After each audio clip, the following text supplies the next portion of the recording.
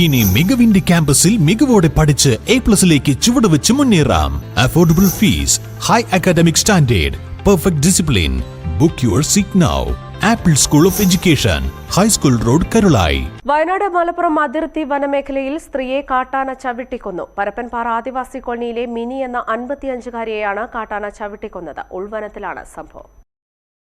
മിനിയുടെ ഒപ്പമുണ്ടായിരുന്ന ഭർത്താവ് സുരേഷിനും കാട്ടാനയുടെ ആക്രമണത്തിൽ പരിക്കേറ്റു.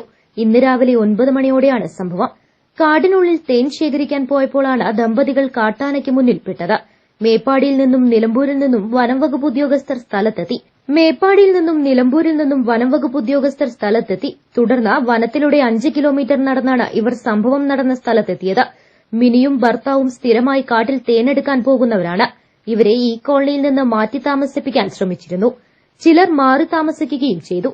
എന്നാൽ സുരേഷിന്റെ കുടുംബമടക്കമുള്ളവർ കോളനിയിൽ തുടരുകയും ചെയ്തു. ആനയുടെ ആക്രമണത്തിൽ മിനിയുടെ ഭർത്താവ് സുരേഷിന് ഗുരുതര പരിക്കാണ് ഉള്ളത്. സുരേഷിനെ നിലമ്പൂർ ജില്ലാ ആശുപത്രിയിലെത്തിച്ചു.